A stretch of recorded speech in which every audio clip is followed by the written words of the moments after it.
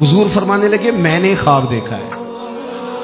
या रसूल अल्लाह सल्लल्लाहु अलैहि वसल्लम, क्या फरमाया? मैंने ख्वाब देखा है। मैंने ख्वाब में देखा लोगों ने कमीजें पहनी हुई हैं, किसी की कमीज पेट तक है, किसी की पेट से भी ऊपर है। हुजूर फरमाते हैं फिर मैंने ख्वाब में उमर को देखा।